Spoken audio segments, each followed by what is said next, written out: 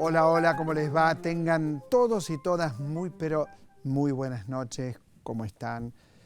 Un programa que le hace honor al título, Otra Trama. Y hay cosas que son, para mí, disculpe que se lo diga tan frontalmente, difíciles de entender. Por ejemplo, el fenómeno, quizás es un fenómeno, Mauricio Macri. Y los libros nos ayudan siempre a pensar, a reflexionar por qué alguien ocupa el lugar que ocupa, cómo fue ese camino, qué relación hubo en la fortuna del Grupo Macri, que nadie duda que la tiene, con los negocios y el Estado. De todo esto habla este libro que se reedita ampliado, que es El Pibe, escrito por Gabriela Cerruti, alguien a quien conozco y que admiro por su constancia, por su esfuerzo, por sus ideas. Está con nosotros para hablar de El Pibe. Partimos de un libro, que los libros tienen una influencia sobre la realidad, no tengo ninguna duda, que la tienen, seguro. Y es muy probable que quien lea, quien atraviese las páginas del Pibe, comprenda, aprenda qué es lo que pasa o qué es lo que pasa con cierta política en la Argentina contemporánea. Y esto también nos ayuda a reflexionar con lo que ha pasado en otros países, por ejemplo, en Italia, con el éxito durante mucho tiempo, muchísimo para mí, demasiado, para la gente progresista, de Berlusconi, para dar un ejemplo. Paso a otro tema, un libro que me tiene fascinado, Un mundo con drogas, de Emilio Ruchansky. Lo que uno aprende con este libro, que tiene prólogo de Eugenio Zaffaroni, es impresionante, porque ¿qué es lo que se hace habitualmente? Se dice y se castiga y se estigmatiza al que consume drogas. Se lo estigmatiza. Es más, si es pobre, ni hablar lo que ocurre, puede morir en la calle, por ejemplo, sin tener asistencia. Y cuando uno lee el libro de alguien que estuvo país por país recorriendo y viendo nuevas experiencias, por ejemplo, le cuento una que me impresionó mucho, que es la experiencia suiza, donde hay clínicas de consumo controlado.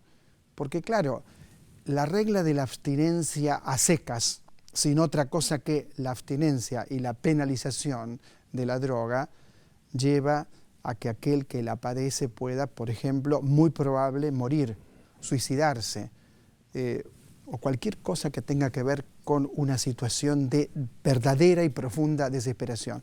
El libro nos abre la cabeza, no solamente sobre esto, sino sobre el enorme negocio que implica la droga. Implica un enorme negocio para todo el mundo narcotraficante, que está aliado con muchos que dicen combatir la droga. Bueno, de esto se trata, Un mundo con drogas. ¿Por qué el título? Porque el mundo es con drogas, no es sin drogas el mundo real, digo, existe esto, y nadie lo había tratado hasta ahora como Ruchansky.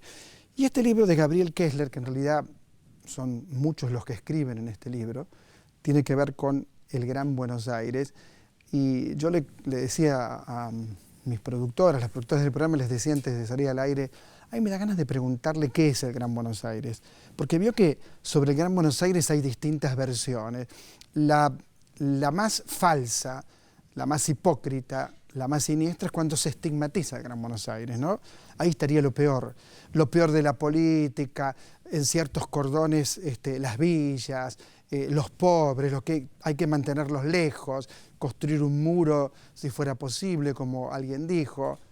Y todos sabemos que eso es una mentira delirante, amparada muchas veces por no pocos medios de comunicación. Sabemos que en el Gran Buenos Aires, yo no vivo de casualidad, pero podría ir en el Gran Buenos Aires, todo el mundo vive en el Gran Buenos Aires, mucha gente vive en el Gran Buenos Aires, no tiene nada que ver con esa idea del Gran Buenos Aires. Bueno, esto es un trabajo riguroso, profundo, verdadero. Y por supuesto no podía faltar el teatro en este programa. Está el elenco de La Lechuga, obra que a mí me gustó muchísimo, ustedes saben mi amor por el teatro, y siempre el teatro independiente en todos los programas tiene un lugar. Pero ya voy a saludar a Gabriela Cerruti. Gabriela, ¿Cómo estás, Osvaldo? ¿cómo va? Qué bueno verte de nuevo. No, para mí, Una nueva edición del Pibe, es la misma pero ampliada. Está ampliada, la primera edición era del 2009, la terminé de escribir a fines del 2009, salió en marzo del 2010 para la Feria del Libro del 2010, y bueno, de entonces a hoy no solo pasaron muchas cosas, sino que algunas cosas que se vieron y que se contaban en aquel libro, en aquel momento, tomaron otra dimensión, tienen otra, terminaron de consolidarse de otra manera. Entonces tiene casi 100 páginas más, es un libro gordo, donde además de agregarse 4 capítulos, también se van terminando de cerrar alguna parte de la trama. Como vos decís, yo desde que empecé en periodismo siempre cuento lo mismo. A mí Horacio Berbisky, y bien empecé en Página 12, una vez me dijo, está todo escrito, lo que tenés que hacer es reconstruir la trama. Ya está todo escrito, están los papeles, hay documentos, hay archivos, hay todo. Vos buscá todos los papeles y reconstruir la trama, que eso es lo que debería hacer en general el periodismo, digamos, ¿no? Me parece que es importante, que es importantísimo poder conocer. Yo no sé si los libros influyen en las decisiones electorales de la gente. Siempre recuerdo que yo escribí El Jefe en julio del 2092. Sobre Menem. Sobre Carlos Menem. El libro fue un éxito, vendió 200.000 ejemplares. Y yo 2 meses después hubo elecciones y Menem ganó abrumadoramente. Y las cosas que vos leías en ese libro y que después se terminaron de cumplir una por una durante el gobierno, marcaban quién era ese personaje, que de alguna manera tiene mucho que ver con este Mauricio Macri, ¿no? En modelo me parece que es el mismo, corregime por favor, y contanos cómo Macri llega al lugar que ocupa hoy. El modelo es absolutamente el mismo y yo creo que tiene que ver con esto de la derecha argentina, de ciertos sectores de la Argentina, eligiendo a un personaje para que lleve adelante sus políticas. En el caso de Menem era un personaje completamente diferente de ellos, después lo abraza Alvar Aloizagaray y lo abraza Born, pero la verdad es que al que elige para llevar adelante su proyecto es alguien que viene de un movimiento popular como es el peronismo y que venía de tener unos gobiernos relativamente peronistas en La Rioja. En este caso tenemos a alguien nacido y criado en la derecha, o sea, el elegido de la derecha para llevar adelante su proyecto en este momento es alguien nacido y criado en la derecha. En una derecha que el lunes pasado tuve el honor de que el ministro Axel Kicillof y Horacio Berbisky lo presentaran el libro, y ellos tomaban una parte del relato del libro que a mí me parece interesante y que temía con un ministro que conoce tanto de economía haber dicho algo que no fuera exactamente lo correcto, pero lo que se ve en la vida de Macri claramente es esa convivencia de los diferentes sectores de la burguesía argentina, de los diferentes sectores de la derecha. El padre, Franco Macri, que es la derecha, la burguesía argentina contratista del Estado, que durante mucho tiempo creció a partir de hacer negocios con el Estado, y los Blanco Villegas, que es la familia de la madre, que es la derecha agropecuaria, del campo, y que en realidad es la más liberal en el sentido puro del término.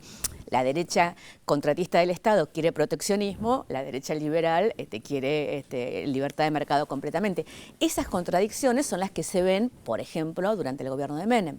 Mientras Mauricio y Franco, por un lado, pedían que el Estado se desprenda de todo y que sea completamente liberal, por ejemplo, en todo lo que tiene que ver con las empresas, con el dólar libre y con todo eso, por otro lado, en las industrias que eran de ellos, en la automotriz querían protección, o cuando llegan al correo, lo primero que piden es que se terminen con la desregulación que había en este momento del mercado del correo, porque quieren tener el negocio para ellos. Yo creo ahí que se enfrentan a Chabrán. Ahí se enfrentan a Chabrán, ahí Macri termina procesado, Mauricio Macri termina procesado por el escándalo del contrabando de autopartes, cuando trata venden partes de autos a su propia empresa de Uruguay para no pagar impuestos, y después ingresan los autos armados con esas partes desde Uruguay, también los ingresan de manera tal de no pagar impuestos. Entonces es claramente lo que define la justicia en un caso de contrabando. Entonces, me parece que ese relato sobre cómo llega hoy Macri a ser quien es, tiene que ver con eso en algo muy claro. Hay un momento en que ellos son contratistas del Estado. Entonces, lo que hacen es armar empresas, constructoras, siderúrgicas, que lo que hacen es proveer al Estado de todo. En otro momento, en los 90, deciden hacerse cargo de esas empresas. Macri me lo dice a mí en una entrevista.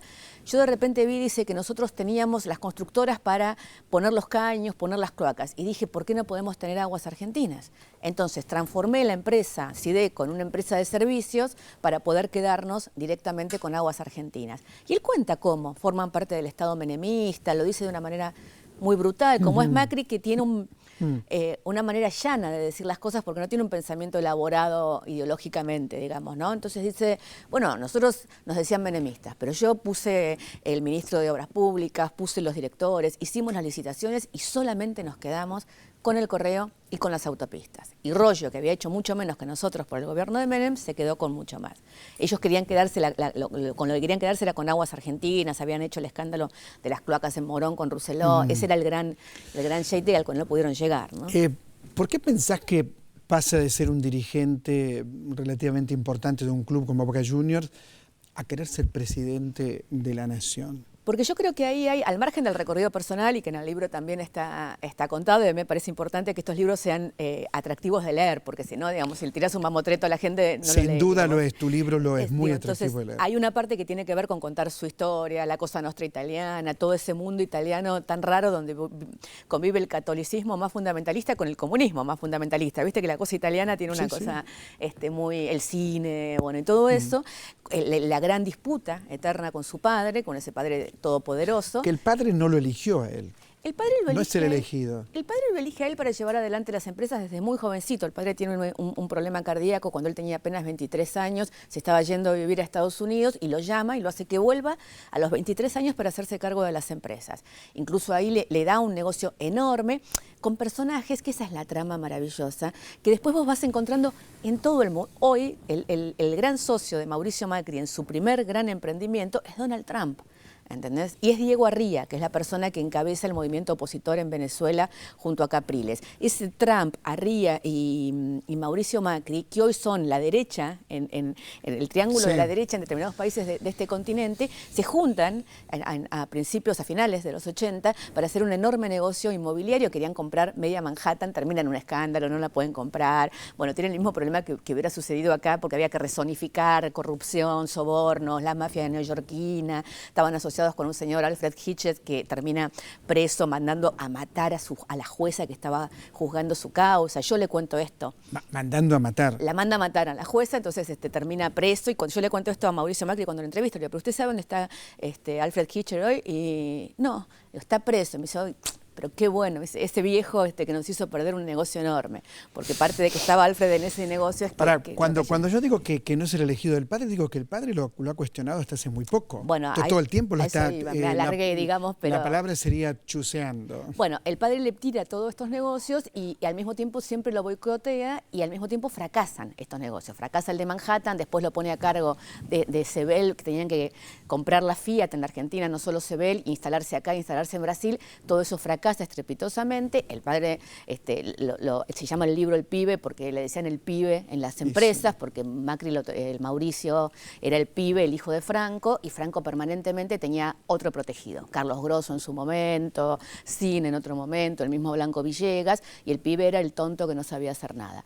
Cuando fracasan todos estos negocios, él decide irse para hacer algo, me lo dice él, donde mi papá no sabía nada de fútbol, ni iba a la cancha, con lo cual en eso no se podía meter y no me iba a decir nada. Ahora, yo creo que este es el recorrido personal de él. ¿Cuál es el recorrido de la derecha? Esa derecha que primero contrata con el Estado, que después se hace cargo de las empresas del Estado privatizado, ahora viene por el Estado, directamente. ¿Qué es lo que sucedió en la ciudad de Buenos Aires? Macri gobierna la ciudad de Buenos Aires con Cacciatore como empresas contratistas del Estado, la gobierna con Grosso cuando se hace cargo de Manliva, de todas las empresas privatizadas de la ciudad de Buenos Aires, y la gobierna ahora haciéndose cargo directamente él del Estado. Y yo creo que es el mismo recorrido que nos está llevando a nivel nacional a que este grupo, que trató de sacarle al Estado durante todos estos años todo lo que pudo, ahora quiere directamente hacerse cargo del Estado para llevar adelante allí sus negocios, ¿no? Ahora, ¿hay alguna explicación? Es una pregunta que te habrán hecho muchas veces, que gane durante 8 años permanentemente, incluso en los lugares más humildes de la ciudad. Uno se pregunta, ¿por qué? Mira, la derecha conservadora tiene esa unión, ¿no?, de que gana con los muy ricos y con los muy pobres, digamos, porque porque se mantiene esa alianza que tiene que ver con los sectores más pobres y más desfavorecidos, que terminan votando de alguna manera a quien soluciona algunas cosas muy pequeñas, o terminan votando de alguna manera a quienes aspiracionalmente quieren ser, digamos, ¿no? Entonces hay algunos sectores muy humildes de la ciudad de Buenos Aires que nunca, por ejemplo, podrían comprar $1, pero que quieren ser como aquellos que pueden comprar dólares, y que entonces, por ejemplo, votan a Macri porque está en contra del cepo. Entonces en la ciudad de Buenos Aires también hay una cosa muy fuerte de un sector antikirchnerista muy fuerte que une a los ricos, muy ricos de la ciudad de Buenos Aires, y a un sector humilde que se une en eso. De todas maneras, en la última elección, en la elección del balotaje, lo que quedó claro es que a Macri solo lo votaron los sectores más de clase alta, las comunas más ricas de la ciudad de Buenos Aires, en una ciudad que es muy rica, porque esta es la parte que a mí me gusta mucho explicar cuando recorro el país a veces, o ahora mucho en la provincia de Buenos Aires acompañando a Aníbal y a Martín.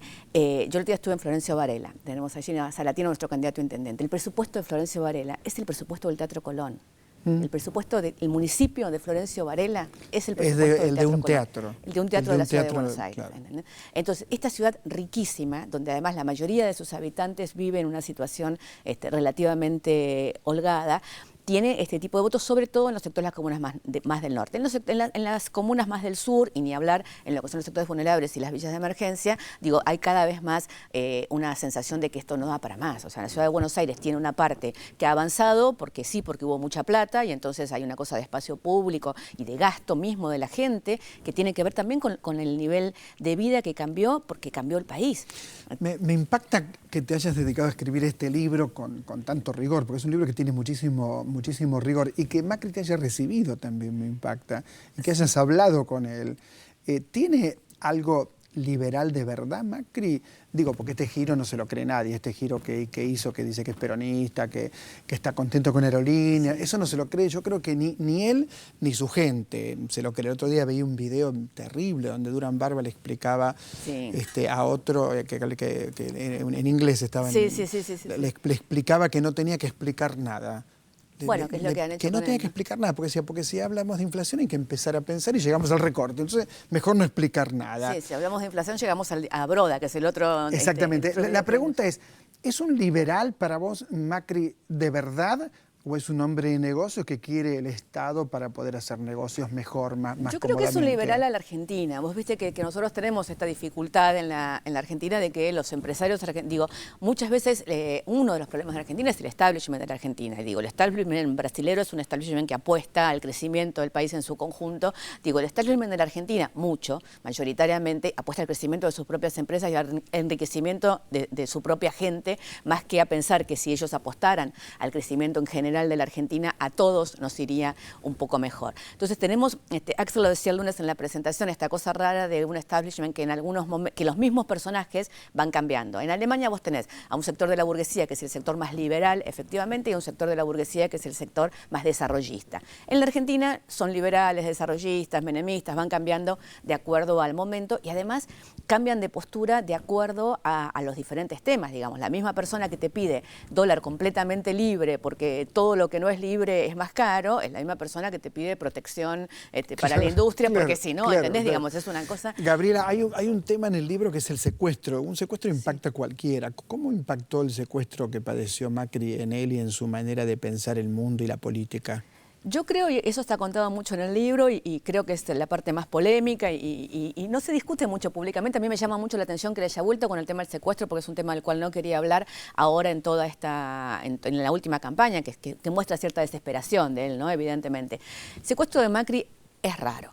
Es muy raro, nunca se terminó de dilucidar. Las personas que fueron presas por ese secuestro terminaron en libertad y terminaron con una causa en la Comisión Interamericana de Derechos Humanos, donde la Comisión Interamericana de Derechos Humanos dice que efectivamente no son los culpables y que fueron torturados para que declararan que eran culpables. Es un secuestro en el momento en el que se cae el negocio con la Fiat, en el momento del Manipulite y de la Logia P2, del escándalo Logia P2 en Italia, y es un secuestro que para muchos, incluso para Manzano, que era en ese momento el ministro del Interior que estaba a cargo de la investigación, y fue en el medio de una campaña electoral, tenía claramente tintes políticos. Digo, ahí estuvieron involucrados personajes que venían de la vieja CIDE de la dictadura militar, personajes que habían sido de alguna manera socios de esa familia, de una familia muy vinculada con sectores de la mafia italiana, de toda esa cosa de la Fiat italiana. Por ejemplo, la persona que habla con los secuestradores durante todo el tiempo y que termina diciendo dónde y cómo tiene, es el Nuncio Calabresi.